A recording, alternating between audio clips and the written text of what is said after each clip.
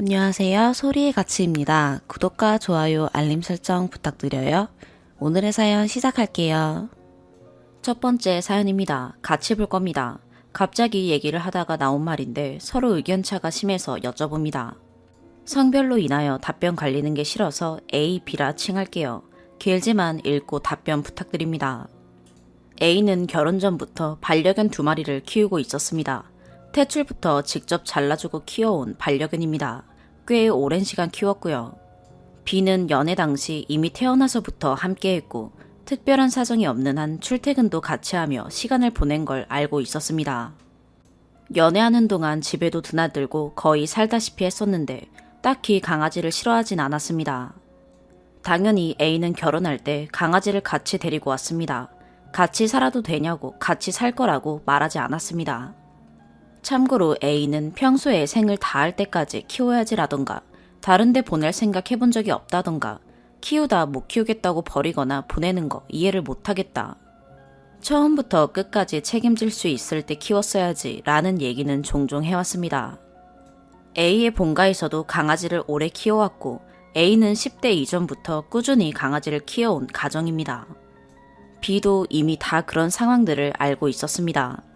아무튼 A는 당연히 같이 살아야 한다고 생각했고 B가 한 번도 그런 문제에 대해 물어본 적이 없었기에 암묵적 동의, 이해라고 생각했습니다.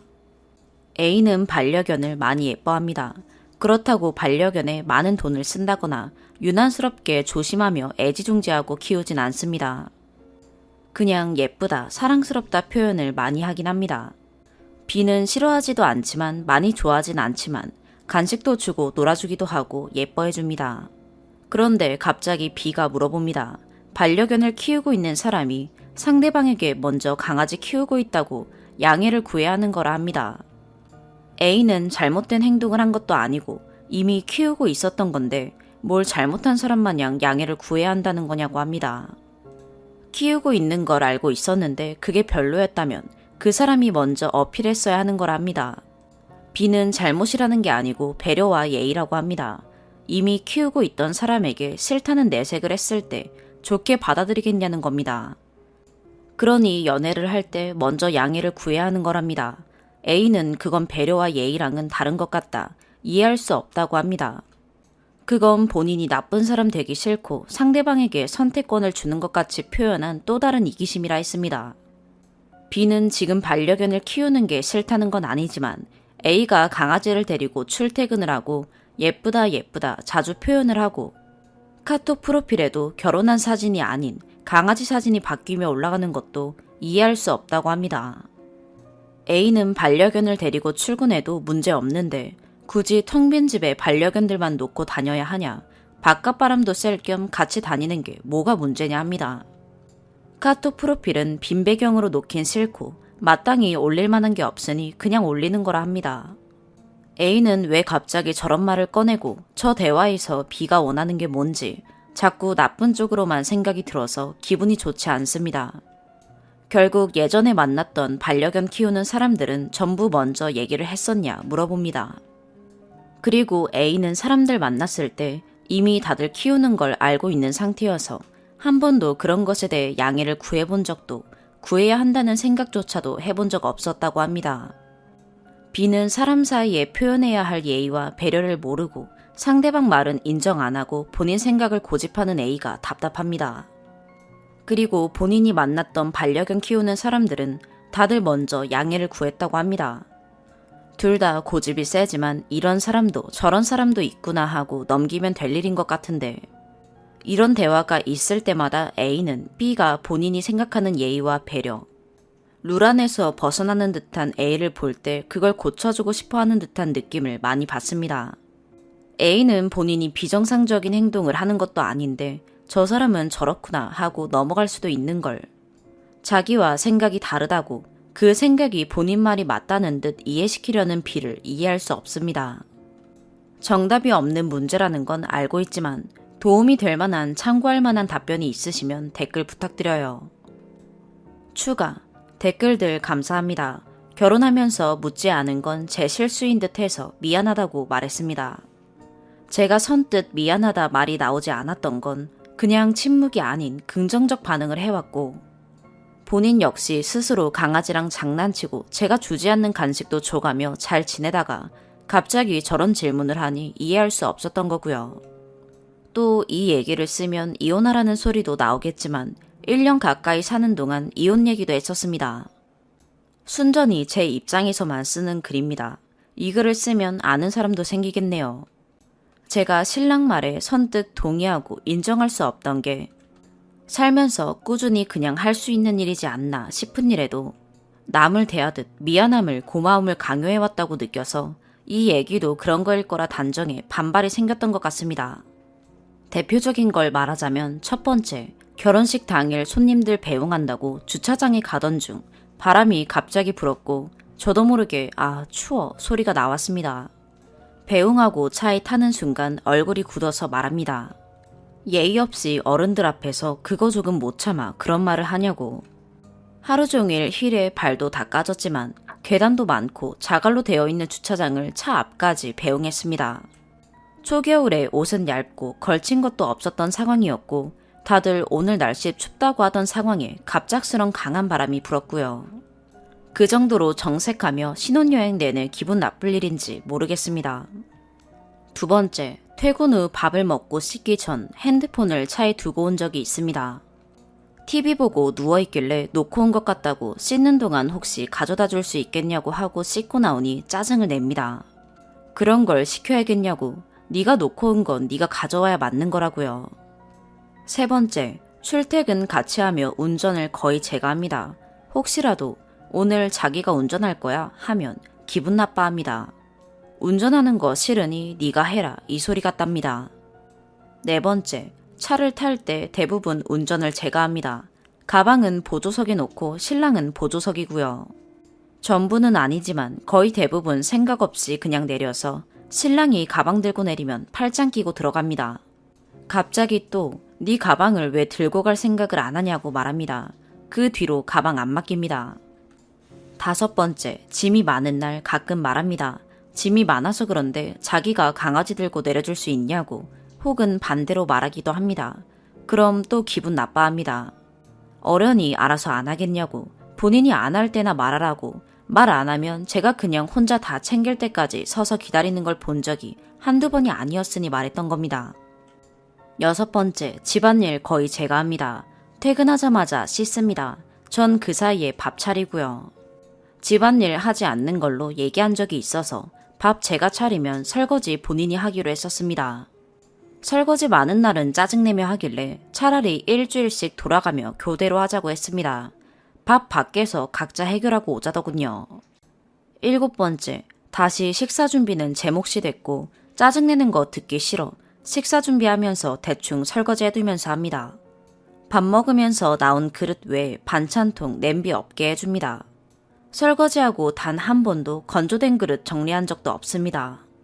제가 정리하고 있어도 같이 할 생각 없이 방에만 있습니다. 여덟 번째, 장을 봐오거나 택배 물건이 오거나 분리수거할 게 쌓여도 같이 할래? 라던가 이것 좀 해줘 라고 말하지 않으면 며칠이 지나도 제가 할 때까지 그 자리 그대로입니다. 아홉 번째, 빨래 걷어서 개고 나면 걸어야 하는 옷은 그냥 옷방에 대충 넣어둡니다. 옷을 벗고 입었던 옷들이 여러 개가 나와 있어도 제가 정리해서 걸기 전까지 항상 그 자리입니다.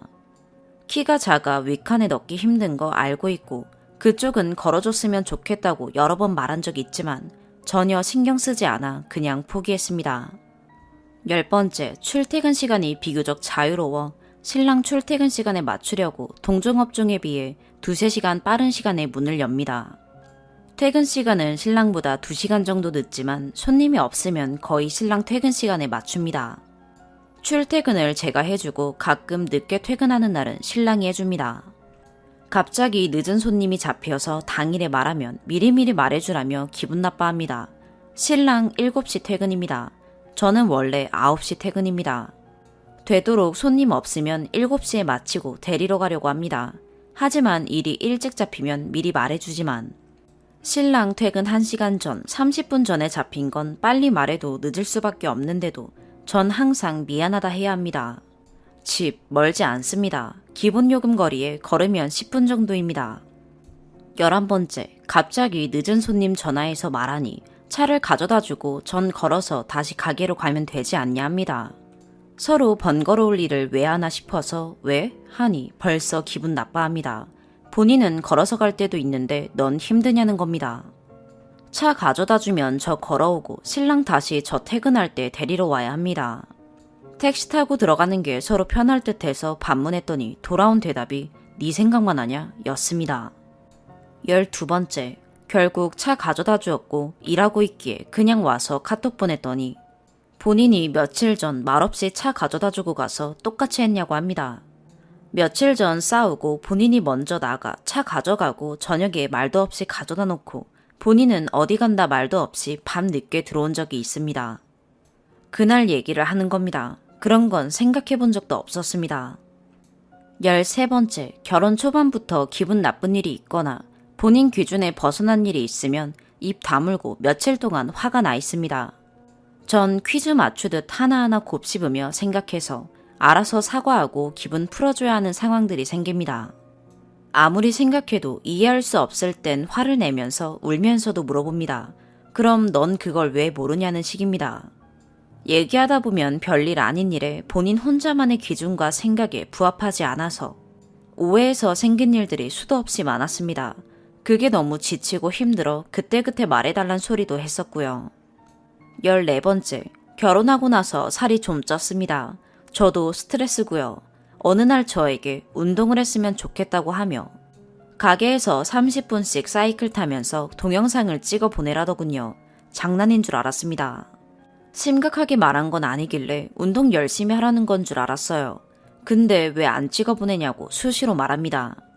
뭐 그런 것까지 찍어 보내냐고 안 할 때도 있고 할 때도 있지만 찍어서까지 보내야 할 일은 아닌 것 같다니 또 기분 나빠합니다. 15번째, 되도록 저녁이라도 줄여야겠다 싶어 서로 그러기로 했습니다. 가끔 저녁에 너무 출출하면 오이, 당근, 양배추 같은 것들이라도 먹을까 싶어 먹을까 하면 인상 쓰고 쳐다봅니다. 그런데 본인이 먹고 싶은 날은 치킨도 피자도 아이스크림도 괜찮습니다. 살찌고 뚱뚱해진 건 저도 인정합니다. 저도 스트레스고요. 결혼 전보다 5kg 쪘습니다.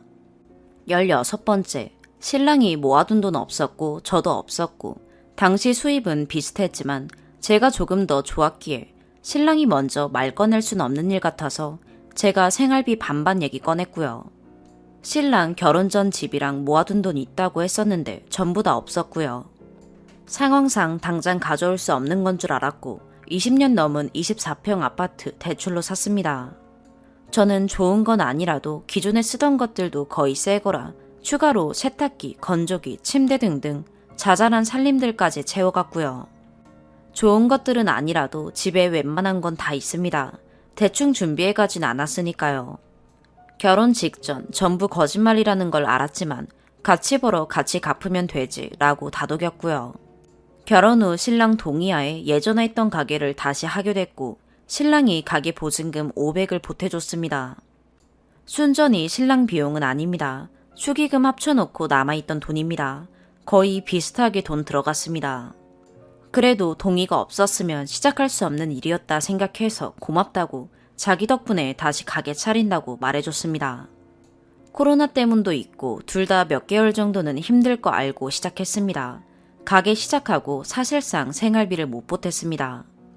아예 안 냈다고 오해할까봐 하는 말인데 공과금, 대출금 그런 생활을 신랑이 부담했고 장 보는 거며 생활에 들어가는 건 그날그날 번 돈으로 어느 정도 충당하고 부모님께서도 반찬이며 먹을거리, 하물며 쌀에 가끔 차수리, 기름까지도 넣어주셨습니다. 생활비 못 보태서 가게 돈이 안 벌려서 눈치 보고 살지 말라고요. 부모님께는 죄송한 일이지만요. 그런데 통장에 생활비 못 넣은 지 2달 만에 가게 어떻게 할 건지 묻더라고요. 접는 게 좋지 않겠냐는 듯 다른 일 하는 게 낫지 않겠냐고 하더라고요. 사실 할 줄 아는 일이 별로 없습니다. 미용실은 아니고 미용 쪽 일을 하고 있어요. 몇 가지 합니다. 10년 넘게 해왔었던 일이고요.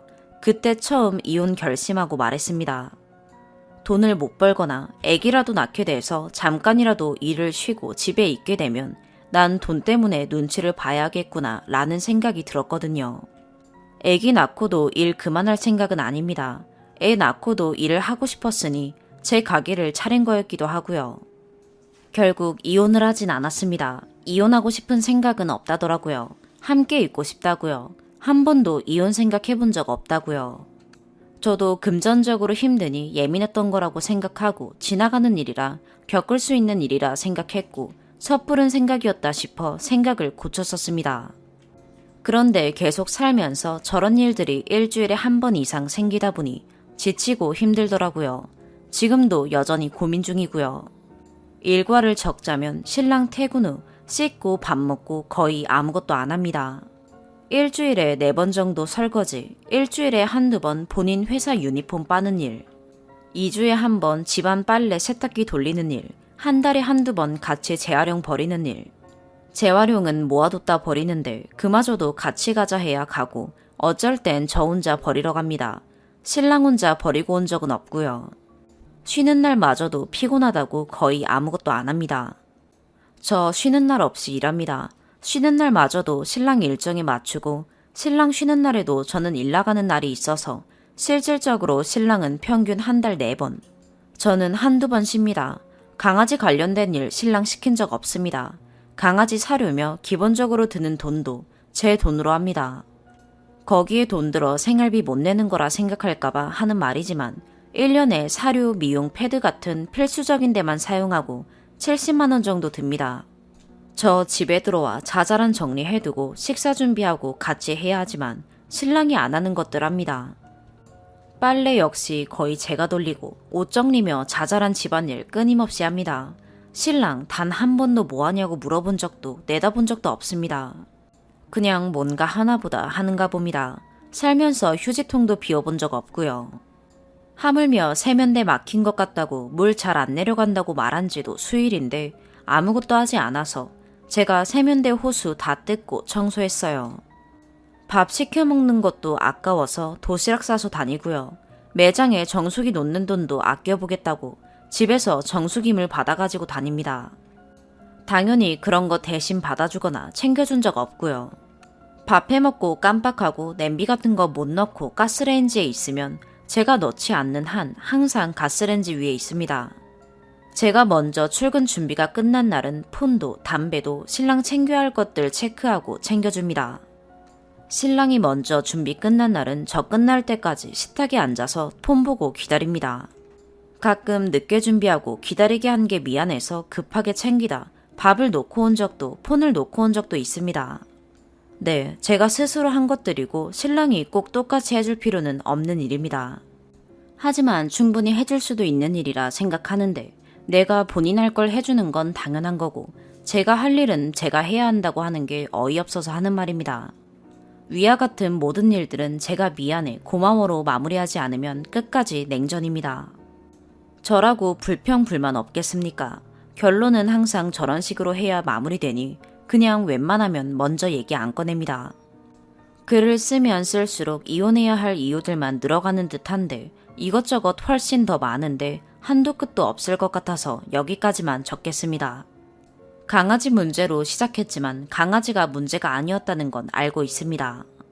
살아온 환경이 많이 다르고 신랑이 연하이기도 하고 가정 환경이 좋지 않았던 것도 아니까 제대로 보고 겪어본 게 없어서 모를 수도 있다고. 내가 할 수 있는 건 해가면서 보다 보면 살다 보면 조금씩 알겠지 생각했었는데 알고 배워가는 게 아니고 점점 더 당연하다는 듯이 더 맞추라는 듯 행동하는 신랑을 보면서 안타까웠던 신랑이 점점 어려워지고 있네요. 신랑이 연하였어도 결혼 전에 오빠처럼 듬직하고 배려해주는 모습이 좋아서 결혼을 결심한 건데 그 배려가 남들한테만 하는 배려였던가 봅니다. 이것저것 훨씬 더 많은데 한도 끝도 없을 것 같아서 여기까지만 적겠습니다. 그냥 넋두리였다 생각하셔도 좋고 자기 합리화 변명이라 생각하셔도 좋습니다. 글을 쓰고 댓글을 읽다 보니 저도 사람이니까 잘못 생각하고 잘못하고 있는 일들도 있을 수 있고 그걸 알고 고치고 대화를 해보고 싶어서 조언을 구한 건데 댓글들 달아주시는 걸 보고 그간 있었던 일들 또한 제 잘못인 걸 제가 신랑 탓만 하고 있는 건지 그것 또한 궁금해져서 써봤습니다. 두 번째 추가, 정말 긴 글인데 읽어주셔서 감사했습니다. 며칠 동안 많이 생각해봤습니다. 우선 강요해서 바꿀 수 없는 남편의 생각이나 행동을 바뀌길 기대하거나 강요하지 않고 왜 그러는지 따지지도 않을 생각입니다. 그럼 결론은 또 제가 미안하거나 고마워야 끝날 테니까요. 제가 바뀌어 보려고 합니다. 저도 약간의 보상 심리가 있었나 봅니다. 내가 이렇게 하면 적어도 이만큼은 이라는 생각이요. 가스라이팅일지 모른다고 생각했던 적도 있었지만 내가 너무 확대 해석하는 게 아닌가도 생각했었고요. 그렇다고 남편이 원하는 걸 다 맞춰주며 길들여질 생각도 없습니다. 하나를 하면 열을 바라는 사람인 거 아니까요. 그냥 저 할 대로 제 할 일 하며 화나고 기분 나빠하면 심리 상태는 알아주되 깊게 파고들지 않으려고 합니다. 서로 대립되는 의견이 있을 때 답을 찾으려는 것도 하지 않으려고요. 서로 알아서 상대방 의사를 듣고 혼자 생각해보는 시간을 갖는 게 저희한테는 더 낫지 않을까 생각이 들었거든요. 정말 감사했습니다. 많은 도움이 되었어요. 두 번째 사연입니다. 사실만 가감없이 적었어요. 그래서 너무 길어 읽어주실지 걱정이네요. 올해 설 되기 일주일 전 저녁에 어머님과 전화통화를 했습니다. 대뜸 네 신랑이 이번 설에 코로나 때문에 5명 이상 모이면 안 된다고 하더라. 그래서 둘째, 동선의 식구들은 명절 지나고 오라 했다. 그리고 네 신랑이 제사 음식 간소하게 하자고 하던데 지금도 많이 한 거 없는데 뭘 더 간소하게 하잔 말이냐. 딱 이렇게 말씀하셨습니다. 저는 그 얘기를 듣고 너무 어이가 없어 말 한마디 못하고 네? 이러다가 우물쭈물거리다 전화를 끊었습니다. 전 너무 황당하면 말이 잘 안 나오거든요. 저는 10년 6개월 전 결혼을 하였고 10살, 8살 남매가 있으며 결혼 후 지금까지 맞벌이를 하고 있습니다. 애들은 제가 직장에 있을 때는 친정부모님이 지금까지 봐주시고 계십니다. 시어머님 집이 좁아서 다 모이기 힘들다는 이유로 결혼 후 3년 반 정도는 명절 또는 연말을 신혼집에서 음식해놓고 하루 자고 가는 식으로 제가 음식을 만들어서 해먹었고 그렇지 않을 경우에는 시골 시할머니 댁에 내려가서 보냈었습니다. 어느 명절엔 출산일이 거의 다 되었음에도 저희 집에 와서 명절을 보내고 갔습니다. 출산은 명절 3일 후에 나왔습니다. 그 전에 제사와 명절은 어머님이 아니라 작은 어머님께서 맡아 하고 계셨고 시할머니가 돌아가신 후 3년 제사 지내고 저를 모시겠다고 하시면서 제사를 어머님이 가져오셨습니다. 그게 7년 전이네요. 그쯤 어머님이 조금 더 큰 집으로 이사해 7년 가까이를 제사와 명절에 제가 제수용품을 장을 보고 먹을 것인 갈비 재우고 식혜 만들고 김치 등등 준비를 해서 몇 박스를 가지고 시댁으로 갔습니다. 가서는 음식 만드는 것까지 제가 다 하다시피 하면서 지내왔습니다. 음식 재료 준비, 설거지 등은 동서가 거들어줬습니다. 어머님은 음식을 잘 못한다고 애들과 놀아주며 보냈습니다. 저는 살면서 제사를 지내본 적도 없고 제사 음식을 만들어 본 적도 없었으며 누구 하나 어떻게 만들라고 가르쳐준 사람도 없이 인터넷의 도움을 받으며 재료를 사고 만들었습니다. 제사를 지내는 동안에는 대충대충 만든다거나 대충 지낸다거나 단 한 번도 해본 적이 없이 최선을 다해 열심히 하려고 노력했습니다. 언제부터 제가 무엇 때문에 도맡아 하게 되었는지 기억도 흐릿하고 어느 순간 저는 계속 하고 있었습니다. 어머님은 일용직 일을 하고 계시고 매일매일 일하는 것이 아니라 일이 있을 경우에만 일을 하고 계십니다. 아버님은 타지에서 일을 하고 계셔서 명절이나 제사 아니고는 특별한 날에 내려오셔서 만나뵐 수 있습니다. 거의 두 아들을 어머님이 고생하시며 혼자 키운 걸 알기 때문에 그리고 손주들을 너무 이뻐라 하셔서 일하고 주말에 쉬고 싶지만 1시간 거리인 시댁을 10년 동안 2주에 한 번씩은 꼭 시댁에 방문하였고 방문한 날은 오전부터 준비해서 출발해 저녁 즈음에나 집으로 돌아왔습니다. 그리고 일주일에 한 번 이상 전화를 드렸습니다. 다치시거나 아프셔서 병원에 입원했을 때는 적적하실까봐 매일같이 전화를 드렸고 매주 찾아뵈었었습니다. 어머님도 2주에 한 번씩 가면 밥도 항상 사주시고 마트에 가면 이것저것 사주시려고 하고 지금 버니까 사줄 수 있다고 말씀하셔서 저도 항상 고맙게 생각했습니다. 옷이나 속옷도 입으라고 주시고 고춧가루나 들깨가루, 고구마 등등 먹으라고 많이 주시려고 하셨습니다. 제사나 명절에 재료비 포함해 고생했다고 추가로 돈도 더 챙겨주셨습니다. 사실 돈을 재료비보다 더 챙겨주시는 게 마음이 불편했지만 안 받으면 더 불편하실까봐 받았습니다. 저도 항상 받기만 한 건 아니고 때마다 친정에서 김장을 해서 갖다 드리고 좋아하시는 것도 사다 드리고 이것저것 챙겨드리면서 사이좋은 고부 사이로 지냈습니다. 이번 일이 있기 전까지는 말이죠. 작은 설날 속상한 마음을 숨기고 바리바리 제수용품 구입한 것을 차에 싣고 다 준비 못한 것을 사기 위해 시장에 들러 문어랑 점심에 먹을 음식을 사고 시댁으로 출발하려는데 그 시간이 11시 반쯤이었습니다. 빨리 안 오냐고 전화가 왔습니다. 명절에 안 오는 사람도 있는데 제수용품 사러 간 사람한테 빨리 안 오냐니 화가 났습니다. 시댁에 가서 점심에 먹으려고 사간 족발과 회를 먹고 음식 준비를 하려는데 산적꼬지에 고기가 없다며 애들 먹게 고기를 좀 넣지 시동생 좋아하니까 잡채 좀 넉넉히 해라 이러시는 겁니다. 저는 정말 화가 나서 저도 모르게 싫은데요. 와서 돕지도 않는 사람들 먹으라고 제사상에 올리지도 않는 잡채는 왜 만들어요? 그러고는 다 터트려 버렸습니다. 누구는 코로나 때문에 5명 이상 모이면 안 돼서 오지 말라 하고 나는 5명 이상 넘는데도 와서 음식 다 만들고 지금까지 제사 음식도 간소했는데 뭘 더 줄이냐고 하시고 진짜 섭섭하다고 3년 제사 지내면 절에 모신다 했으니 절에 이제 모셔달라 라고 얘기했습니다. 그랬더니 알겠다고 하셨고 우리 하자는 대로 제사 절에 모시겠다고 얘기를 하고 저한테 미안하다고 그러셨습니다. 이번 봄에 돌아오는 제사만 지내고 그 다음부터는 절에 모시겠다고 했습니다. 저는 시댁에서 집에 돌아와서도 조상님들께 죄송한 마음이 들고 지금까지 했던 게 무의미하게 된 것 같아 한동안 마음이 불편해 잠도 설치고 힘들어 했습니다. 그리고 제가 증조부모, 조부모 제사는 절에 모시지만 시부모님 돌아가시면 그건 제사 모시겠다고 말씀도 드렸습니다. 그 후 2달 후 저에게 다이렉트로 전화가 왔습니다. 그 전화하기 하루 전 시댁에 다녀왔었습니다.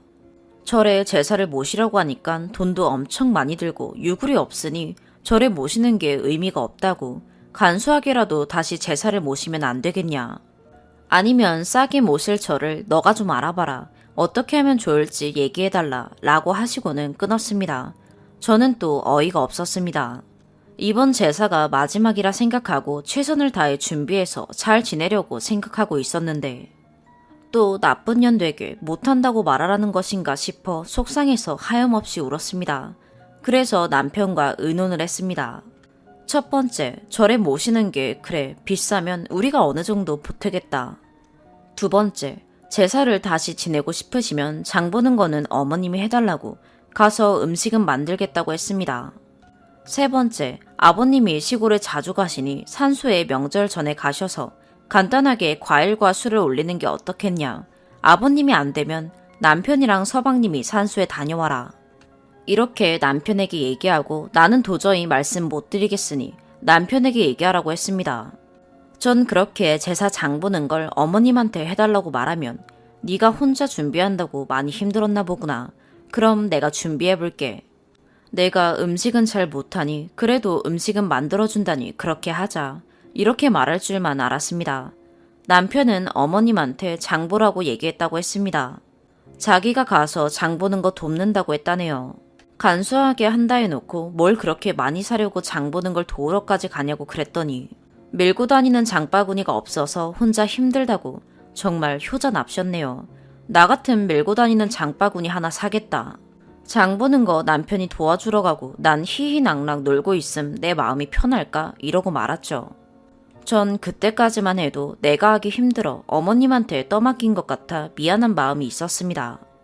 그리고 일주일 동안 어머님께 전화를 드리고 싶어도 전화하면 네가 좀 해주면 안 되냐 이러면 또 제 입으로 저 이제 못해요. 어머님이 하세요. 이 말을 해야 할까봐 무서워 연락도 못하고 안절부절하며 일주일이 흘렀습니다. 그리고 어머님이 화난 목소리로 전화가 왔습니다. 지금 와라. 난 일이 손에 안 잡혀서 일도 못하고 잠도 못 자고 한다고. 지금 일하다 말고 집에 가는 길이니 지금 와서 얘기하자. 내가 너한테 뭘 그리 잘못했다고 네가 이러냐? 이러대요. 그래서 제가 생각하고 있던 걸 얘기를 하고 다음에 얘기하자고 전화를 끊었습니다. 저는 전화를 끊고 나서 도대체 내가 무엇을 잘못했길래 내가 저런 화난 목소리로 당장 오라는 소리를 들어야 하는지 이해를 해보려고 아무리 해도 이해가 되질 않았습니다. 이제껏 시집 와서 내가 장 보고 음식 다 했는데 시어머님한테 장 한번 보라고 한 게 그리 큰 대역죄인가 싶어 억울했습니다. 그러고 나서 2주 후 남편이 시댁에 갈 거냐고 물었습니다. 가고 싶지 않다고 했습니다. 2주 후면 제사니깐 그때 가서 얘기하면 되지 않냐고 했습니다. 왜 또 저만 가서 그 변명의 소리를 듣고 있어야 되는지 이해가 되질 않았습니다. 둘째 며느리랑 둘째 아들은 이 일에서 배제되어서 신경을 하나도 안 쓰고 있는 것도 기분이 안 좋았기에 남편 혼자 다녀오라고 보냈습니다. 그리고 배가 아파 잠깐 자리를 비운 사이 어머님께 부재중 전화가 3통이나 와 있는 겁니다. 그리고 딸도 전화가 와 있고 난리가 나 있었습니다. 어머님이 제가 전화를 안 받는다고 아들이랑 딸한테도 다 전화를 한 겁니다. 어머님께 전화를 했습니다. 하지만 제 입에서 좋은 말이 나올 리가 없었죠. 왜 몇 통이나 전화를 하신 거냐고, 내가 뭘 잘못했다고 이렇게 하시냐고 제 목소리는 아주 많이 격양되어 있었습니다. 와서 얘기하자 해놓고 안 오니 그런 거라고 하길래 제가 1달을 안 갔습니까? 2달을 안 갔습니까? 왜 제사 때문에 나한테만 그러냐고 동서랑 서방님한테도 얘기해야지. 이랬더니 어머니는 제사 때 얘기하자고 했다 랍니다. 그래서 그때까지 못 기다린다고 했더니 저 때문에 정신과 다닌다고 그러는 겁니다. 여기서 제가 미치고 말았습니다. 내가 무엇을 잘못했길래 나 때문에 정신과에 다닌다? 완전 폭주하고 말았습니다. 어머님이 제사 장 봐놓으면 며느리들은 가서 돕고 하는 게 맞는 거지. 그게 왜 내 일이에요? 제사 장 보는 거 하나 해달라고 했다고 이럴 일이에요? 어머님 하시는 말씀이 예전에 네가 한다고 했잖아. 내가 일하러 간다고 하니 네가 다 준비할 테니 걱정 마세요 했잖아. 그럼 네가 해야지 누가 해? 이럽니다. 제가 하도 기가 차서 따지면서 제가 어머님한테 지금까지 얼마나 잘해드리려고 노력했는데 이러세요? 진짜 애들 아니면 이혼하고 싶네요. 지금까지 애들 아빠 생각해서 참고 열심히 한 거예요. 이혼한다고 말했다고, 그리고 따박따박 말했다고, 너 그렇게 안 봤는데 무서운 애네 랍니다. 전 40이 넘도록 세상 살면서 이런 말 처음 들어보고 어른한테 이렇게 따져본 일도 처음입니다. 이렇게 절 화나게 한 사람도 어머님이 처음입니다. 의심은 했지만 진짜였네요. 제 일인 제사를 왜 자기에게 시키는지 기분이 나빠서 화가 나신 거였습니다. 정말 어머님은 며느리가 다 해줘야 한다고 생각하고 계셨던 겁니다.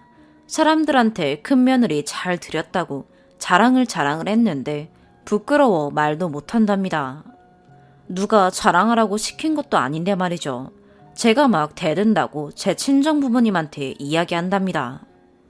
어른한테 막 대들고 이렇게 버릇없이 키웠냐고 말하겠다는 뜻이겠죠. 저는 제가 이런 대우 받는 거 아시면 친정 부모님이 속상해 하실까봐, 그리고 남편이 친정 식구들한테 귀 못 펴고 살까봐 말도 못하고 저 혼자 전전긍긍하고 있었습니다. 다 말하고 세상 모든 사람들한테 물어보시라. 내가 잘못했는지, 어머님이 잘못했는지. 아무도 내가 잘못했다고 안 할 거라고 했습니다. 시어머님이 며느리 있다고 제사나 명절을 갓 시집 온 며느리가 다 해야 하는 게 맞는 건가요? 3번째 사연입니다. 저는 37이고 남편은 44살, 결혼 5년 차입니다. 오랜 연애 후 빨리 남편과 가정을 꾸리고 싶었고, 그리고 제가 아이를 정말 좋아해서 결혼 결심을 했었습니다. 남편도 장남이라 결혼 준비도 순탄했고, 시부모님도 정말 예뻐해 주셔서 양가 축복 속에서 결혼했다고 생각합니다. 결혼 후 몇 년 동안 남편과 애를 가지려고 많은 노력을 했지만 남편의 씨앗이 많이 약하다고 해서 자연임신은 힘들다고 의사 선생님이 말씀하셨어요. 병원도 다녀보고 영양제도 사 먹어보고 친정에서 보약도 해주셨습니다. 시댁에 갈 때마다 어머니께서는 왜 아직도 소식이 없냐고 저희 부부 잠자리 날짜도 받아오시고 며느리가 나이가 많아서 금방 손자 못 볼 줄 알았다 하시고 그때 스트레스를 많이 받아서 원형 탈모도 왔었네요. 그러다 감사하게도 시험관이 잘 되어서 쌍둥이 아이를 낳게 되었습니다. 임신하는 동안에도 성별이 나오지 않았는데 남자아이일 거라면서 파랑색 옷만 사셨습니다. 쌍둥이 성별을 알려드렸을 때에는 그래도 한 명은 아들이라서 다행이라고 하셔서 제가 많이 속상해했는데 남편은 딸이든 아들이든 우리만 상관없으면 되지 않냐고 스트레스 받지 말라면서 제가 유난이다 싶었어요. 아이 낳은 날에도 오셔서 아들만 계속 안으시고 저는 애 낳은 후에도 애 얼굴만 봤었네요. 워낙 옛날 분이시라 그러려니 했는데 요즘 심해지는 어머니 아들 차별 때문에 너무 스트레스입니다. 이제 아이들이 5개월이라 슬슬 이유식을 준비하려 하는데 모유 수유는 6개월 때부터 그리고 분유 수유는 4개월에 밤중 수유를 중단하는 게 적당하다고 하더라고요. 그런데 어머니께서 모유량도 많지 않은데 딸은 그냥 빨리 이유식 시작하고 아들은 최대한 오래 모유 수유하라고 하시네요. 제가 예전에 지나가듯이 모유 수유가 힘들다고 했었거든요. 모유양도 양이지만 어떻게 이런 걸로 애들을 차별하시는지 참. 더군다나 시도 때도 없이 오셔서 자는 아들 안으신다고 깨우셔서 애가 2-3시간에 한 번씩 깨는 반면 딸아이는 한 번 안 깨고 잘 잡니다. 남편한테 말하면 그냥 내내 넘어가라고 하는데 그게 되나요? 본인이 직접 중재한다고 나서면 그날 저녁 어머니한테 전화 옵니다. 아범한테 왜 쓸데없는 얘기를 해서 모자지간 이간질 하냐고요. 딸아이가 할머니 많이 좋아한다고 얘기도 해봤지만 원하지 않는 사랑 구걸하는 것 같아서 이것도 그만뒀습니다. 방금도 겸사겸사 아이들 보고 싶다고 오셔서 아들만 계속 안고 계시네요. 오늘은 딸아이 모유수유 끝냈냐로 시작해서 아들을 하나 더 낳아야 본인 귀가 살지 않겠냐고 하시고 가셨네요. 남편한테 정말 스트레스 받아서 못 살겠다고 나중에 딸이 할머니 싫다는 거 듣고 싶냐고 말해봤지만 통하지가 않습니다. 이런 거 모르고 결혼했냐고 하시면 할 말 없습니다. 당신은 딸이든 아들이든 손주만 있으면 좋다고 하셨고 저희가 원하지 않으면 애를 낳지 않아도 된다고 하셨습니다. 남편은 우리 엄마 다른 시어머니랑은 다르다고 그렇게 자랑하더니 이렇게 결혼 전후가 다를 줄을 누가 알았겠습니까? 저는 앞으로가 더 걱정이 됩니다. 아이들은 다 안다고 할머니가 조금이라도 가까이 가면 딸아이는 경기 일으키듯이 울면서 저한테 안깁니다. 그러면 또 어머니는 이해가 안 되신다면서 이래서 아들이 필요하다고 하십니다. 그렇다고 아들이 할머니를 좋아하는 것도 아니에요. 너무 꽉 안으시고 애를 안 내려놓으셔서 아들도 답답한지 어머니가 조금이라도 오래 안으시면 바로 웁니다. 도대체 어떻게 해야 될지 모르겠네요. 오늘 남편 퇴근하면 앉아서 진지하게 얘기해 볼 생각입니다. 무슨 얘기를 어떻게 해야 할지 조언 부탁드려요. 감사합니다. 추가. 조언을 얻고 싶어서 조금 더 추가합니다. 아이 낳고 조리원에서 나온 후 어머니께서 애들 봐주신다고 한 달가량 신혼집에 있으신 적이 있습니다. 그때 특정 시간만 되면 애기들 방에 들어가셔서 문을 잠그시고 10분 정도 안 나오셨습니다. 뭐하고 나오셨냐 하면 그냥 애기들이 이뻐서 계속 얼굴 보고 왔다고 하셨습니다. 그러다 하루는 아이들 방을 치우다가 서랍장 구석에서 부적 같은 게 하나 나오더군요. 남편을 추궁했더니 딸아이가 먼저 나와서 아들 기죽인다고 어머니가 딸 기죽여준다는 부적을 사오신 거였어요. 10분 동안 들어가셔서 부적 숨길 곳 찾으시고 계속 바꾸시고 한 거였습니다. 그때 남편이랑 미친 듯이 싸우면서 이혼한 애 만회했었습니다. 남편도 다 알고 있었다는 배신감이 컸지만 안 믿으면 그만이지 않냐는 말에 대화를 포기했었던 것 같아요. 그 후로 몇 달간 어머니 연락 무시하면서 애 안 보여주니 천륜 끊을 거냐면서 악을 지르셨다가 미안하다고 사과하시다가 제가 못 견디겠어서 앞으로 애들 차별하지 말아달라고 부탁했었습니다. 한동안 딸아이도 안고 이뻐해 주시더니 그건 다 연기였던 것 같아요. 사실 어머니 차별, 남편에게 보여준다고 애기들 방에 달아놓은 카메라 영상도 보여줬지만 자기 엄마 이상한 사람으로 본다고 본인이 더 화냈었네요. 아직 제 부모님께는 말 안 드린 상태입니다. 조언 부탁드려요. 오늘의 사연 여기까지입니다. 구독과 좋아요, 알림 설정 부탁드려요. 시청해주셔서 감사합니다.